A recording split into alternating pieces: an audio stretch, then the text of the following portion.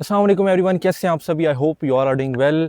मुझे काफ़ी ज़्यादा डीएम्स आते थे, मैसेजेस भी आ रहे थे। लास्ट वीडियो के नीचे काफ़ी लोगों ने कमेंट किया था, एक कंप्लीट वीडियो बनाया जिसके अंदर कंप्लीट गाइड करें कि इटली का स्टूडेंट वीज़ा का प्रोसेस क्या है, कौन कौन से स्टेप्स हैं, कैसे हमें अपने डॉक्यूमेंट्स रेडी करने हैं, यूनिवर्सिटी चूज़ करनी है। तो आज हम इन सब चीज़ों को कवर करेंगे। जब भी आप अपनी अब्रॉड स्टडीज़ का प्लान बनाते हैं, सबसे पहले आप अपनी कंट्री चूज़ करनी होती है। अब जब आप कंट्री चूज़ करते हैं, आपके माइंड में कुछ कुछ फैक्टर्स आने चाहिए कि आप वहाँ पे एक्सपेंस कवर कर लेंगे, अगर आपकी स्कॉलरशिप्स नहीं लगती और ये सब चीज़ें आपने मैनेज करनी होती हैं। तो इटली क्यों बेस्ट है, उसका रीज़न ये है कि इटली के अंदर बहुत चीप है। स्टूडेंट्स के लिए हर जगह कोई ना कोई डिस्काउंट आपको मिल जाता है। यूनिवर्सिटी की फ़ीस वगैरह कम है। जो आपको पोर्टल पे फ़ीस शो हो रही होती है, अक्सर आप वो एक्चुअल में फ़ी होती नहीं है। यहाँ पे जब आप आते हैं, आपकी ईज़े वगैरह होता है, वो कैलकुलेट होता है, उसकी बेस पे आपका यूनिवर्सिटी की फ़ीस होती है। अब पोर्टल पे हमारी यूनिवर्सिटी आप फ़ीस की अगर आप फ़ी देखेंगे 2500 यूरोज़ है। लेकिन अगर पाकिस्तानी स्टूडेंट्स की आप बात करें तो 750 या 736 यूरोज़ है, इतनी फ़ी है हमारी। ठीक है, तो ये आपने देखना होता है। इटली बेस्ट है, यहाँ पे आपका लिविंग लाइफ अच्छी है, मतलब फीमेल्स जो हैं इजीली यहाँ पे जॉब्स कर रही हैं। मैंने खुद देखी यहाँ पे डिलीवरी जॉब्स कर रही हैं, तो आप खुद आइडिया कर सकते हैं कि इटली कितना बेस्ट है। सेफ भी है, हर चीज़ यहाँ पे परफेक्ट है, स्टूडेंट लाइफ ईजी है, बर्डन ज़्यादा नहीं है, ओरल एग्जाम्स होते हैं और वो आप इजीली कवर कर लेते हैं। ठीक है, तो मास्टर्स के लिए या बैचलर्स के लिए आप आ रहे हैं तो बेस्ट है। और इटली इसलिए भी बेस्ट है कि इटली के अंदर आपको आर्ट्स की रिक्वायरमेंट्स नहीं है। ठीक है, मास्टर स्टूडेंट्स के लिए मोस्टली प्रोग्राम्स के अंदर आपको आर्ट्स की रिक्वायरमेंट्स नहीं है। मैं खुद आर्ट्स के बगैर ही आया था। ठीक है, कंट्री आपने चूज़ कर ली, इटली आपने चूज़ कर ली, उसके बाद आपने यूनिवर्सिटी चूज़ करनी है।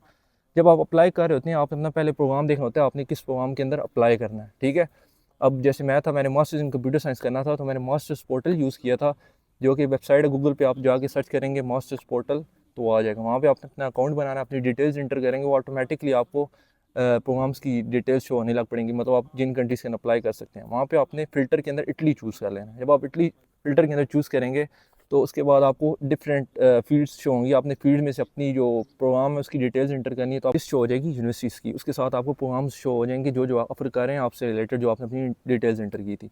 आपने वहाँ से अपनी यूनिवर्सिटीज़ चूज़ कर लेनी है, शॉर्ट लिस्ट कर लेनी है। फिर उसके बाद आपने उनके पोर्टल्स पे जाना है, वहाँ पे रिक्वायरमेंट्स चेक करनी है। रिक्वायरमेंट्स जब भी आप अप्लाई कर रहे होते हैं, सबसे पहले रिक्वायरमेंट्स चेक किया करें। यहाँ पे वो सीन नहीं होता कि अब मेरे 75% मार्क्स हैं और क्राइटेरिया उनके 80% पे एडमिशन वो नहीं देते। ठीक है, तो ये चीज़ आपने चेक करनी होती है, आर्ट्स की रिक्वायरमेंट्स हैं या नहीं है, मोटिवेशन लेटर है, और उसके बाद जो जो चीज़ें चाहिए होती हैं। ठीक है, जो पासपोर्ट होता है, जब भी आप अप्लाई कर रहे हो, आपके पासपोर्ट की वैलिडेशन डेट जो होती है वो 18 मंथ से ज़्यादा होनी चाहिए, ये रिक्वायरमेंट है। ठीक है, तो आपने यूनिवर्सिटी चूज़ कर ली, इसके बाद आपने यूनिवर्सिटी की अप्लाई करना होता है। जब भी आप अप्लाई कर रहे होते हैं तो आपने एक दो यूनिवर्सिटीज़ के अंदर अप्लाई नहीं करना होता, आपने एटलीस्ट आपने 6 या 7 यूनिवर्सिटीज़ के अंदर आपने अप्लाई करना होता है। तो उसके साथ आपने ये भी चीज़ माइंड के अंदर रखनी है कि आपने अपने प्रोफाइल के हिसाब से आपने अप्लाई करना होता है। मतलब आपकी प्रोफाइल इतनी स्ट्रॉन्ग नहीं है और आप टॉप रैंक यूनिवर्सिटीज़ के अंदर अप्लाई कर रहे हो, तो आपकी एप्लीकेशन फ़ी भी ज़ाया होगी और रिस्पॉन्स भी अच्छा नहीं आएगा। ठीक है, तो आपने आइट्स वगैरह किया हुआ है और आपके पास CGPA वगैरह भी अच्छा है, तो आप लोगों को टॉप रैंक यूनिवर्सिटीज़ के अंदर भी अप्लाई करना चाहिए। जो मिड रेंज के अंदर आते हैं उनके अंदर भी अप्लाई करना चाहिए। और अगर आपकी प्रोफाइल अच्छी नहीं है तो आपने टॉप रैंक के अंदर अप्लाई नहीं करना, आपने मीडियम रेंज के अंदर अप्लाई करना है या नीचे। यहाँ पे वो चक्कर नहीं है, मतलब जैसे हमारी कंट्रीज़ के अंदर होता है कि जो अच्छी यूनिवर्सिटीज़ हैं, मतलब टॉप रैंक है, वही अच्छी होंगी, ऐसा नहीं होता। यहाँ पे एजुकेशन सिस्टम ऑलमोस्ट सेम ही है। यूनिवर्सिटीज़ की रैंकिंग यहाँ इतनी ज़्यादा मैटर नहीं करती, हाँ बहुत ज़्यादा नहीं, लेकिन किसी हद तक करती है। ठीक है, तो आपने अप्लाई वगैरह कर लिया यूनिवर्सिटीज़ के अंदर। यूनिवर्सिटीज़ के अंदर जो रिस्पॉन्स आता है वो आपको 2 महीनों के अंदर आपको रिस्पॉन्स आ जाता है। ठीक है, जो कुछ यूनिवर्सिटीज़ हैं उनका 3 बार भी आता है। अगर जैसे मैं अपनी बात करूँ, मैंने यूनिवर्सिटी अपीसा के अंदर अप्लाई किया था, तो मैंने अप्लाई जनवरी के स्टार्ट में किया था और मुझे रिस्पॉन्स आया था मार्च के अंदर, तो काफ़ी टाइम लग गया था। तो ये सीन होता है। रिस्पॉन्स जब आपको यूनिवर्सिटीज़ के अंदर से रिस्पॉन्स आ जाते हैं, अब आपके पास 3-4 यूनिवर्सिटीज़ हैं, अब आपने चूज़ करनी है, तो आपने थोड़ी रिसर्च कर लेनी है कि सिटी बड़ी है छोटी है। ठीक है, सिटी के अंदर क्या क्या चीज़ें हैं, कंपनीज़ हैं, मतलब आप कंप्यूटर साइंस के स्टूडेंट हैं, आपने चेक करना है कोई सॉफ्टवेयर या हार्डवेयर की कोई कंपनीज़ हैं, तो ये चीज़ें आपने चेक करनी होती हैं। उसकी बेस पे आप यूनिवर्सिटी चूज़ करेंगे। प्री इनरोलमेंट क्या करनी होती है, इटली का एक पोर्टल है जो इटली की गवर्नमेंट ने बनाया है। जब आपका एडमिशन हो जाता है, जब यूनिवर्सिटी के अंदर आप अप्लाई कर रहे होते हैं, जो डॉक्यूमेंट्स आपने सबमिट किए थे वही आपने यूनिवर्सिटी के पोर्टल पे सबमिट करवाने होते हैं। ठीक है, उससे क्या होता है, आपका केस जो होता है एम्बेसी को फॉरवर्ड हो जाता है। जो आप अपनी इनरोलमेंट करते हैं उसका रिस्पॉन्स आपको विद इन अ डे भी आ जाता है, मंथ्स भी लग जाते हैं, वीक्स भी लग जाते हैं। ठीक है, डिपेंड करता है। हमारी यूनिवर्सिटी का विद इन आवर मुझे मैसेज आ गया था, कन्फर्मेशन आ गई थी।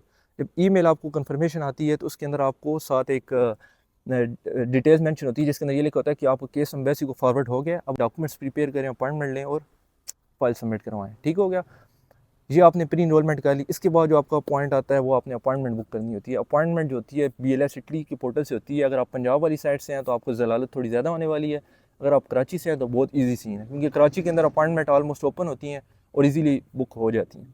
ठीक है, पंजाब वाली साइड पे ये सीन है कि आप BLS पोर्टल पे आपकी अपॉइंटमेंट्स ओपन होती हैं, मई से स्टार्ट होती हैं और ये आपकी नवंबर तक चलती हैं। लेकिन मैंने पिछले पूरे साल अपना वीज़ा प्रोसेस स्टार्ट किया था तो टोटल कोई 3-4 दफ़ा अपॉइंटमेंट्स ओपन हुई थी, तो 3 दफ़ा मुझसे मिस हुई। लास्ट टाइम मैंने पिक की थी और मैंने अपॉइंटमेंट बुक की, मुझे कंफर्मेशन वगैरह आई, पेमेंट जब मैंने की थी सारी, तो मैंने 11,000 के अंदर बुक की थी। जो आपको यही एडवाइस दूंगा कि आप BLS पोर्टल को मोनीटर करें। ठीक है, मई से लेके जुलाई तक। ठीक है, आप 9 बजे से लेके शाम 5 बजे तक अगर आप मोनीटर करते हैं, मुझे नहीं लगता आपसे कभी मिस होगी।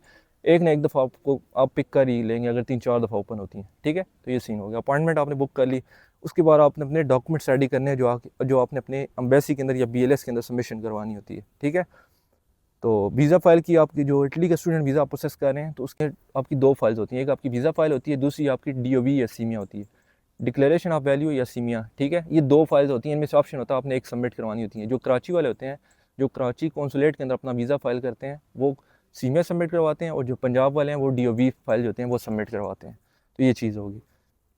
जो सीमिया होता है वो पेड होता है, वो मेरे ख्याल से 90,000 तक होता है और मुझे कंफर्म नहीं है। और जो DOV होता है वो फ्री होता है, मतलब आप वीज़ा फाइल जब सबमिट करवाते होते हैं साथ अपना DOV सबमिट करवा होते हैं और उसकी कोई इतनी ज़्यादा पेमेंट आपको नहीं करनी पड़ती, वो फ्री होता है। जैसे आपने वीज़ा फाइल सबमिट करवानी होती है और वो आई थिंक 16,000 होती है। तो ये हो गया।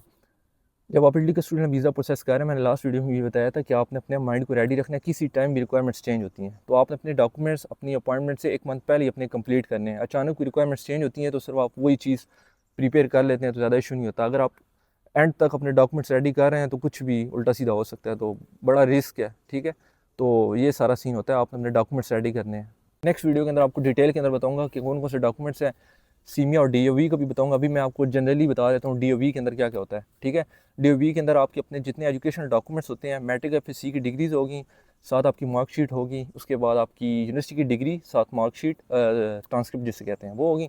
उनको आपने सिंपल जनरल अटेस्टेशन करवानी है, उसके बाद आपने मुफा से उनको अपोस्टाइल करवाना है, उनकी ट्रांसलेशन करवानी है, ये सारी चीज़ें आपने सबमिट करवानी होती हैं।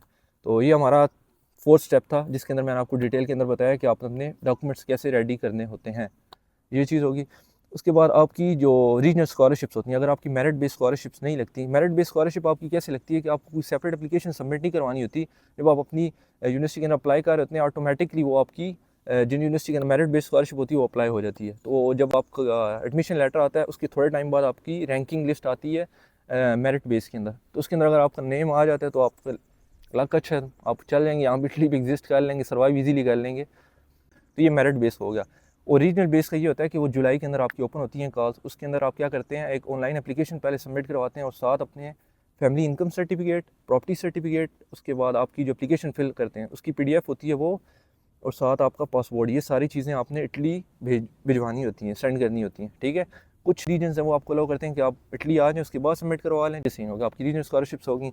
उसके बाद जब आप वीज़ा फाइल अपनी सबमिट करवाते हैं 10 डेज़ या 15 डेज़ के अंदर आपको कॉल आ जाएगी, आपने इंटरव्यू के लिए एम्बेसी जाना होता है। वहाँ पे आपका इंटरव्यू होता है। एम्बेसी आपसे कोई इतने हैवी क्वेश्चंस नहीं करती, बड़े जनरल से क्वेश्चन होते हैं और इजी होते हैं। मेरा इंटरव्यू नहीं हुआ था क्योंकि आई थिंक मैंने हर चीज़ का वो लेटर के अंदर काफ़ी अच्छी मेंशन कर दी थी। इस्लामाबाद एम्बेसी इंटरव्यू लेती है लेकिन मेरा इंटरव्यू नहीं हुआ था, शायद मैं लकी था इस वजह से भी।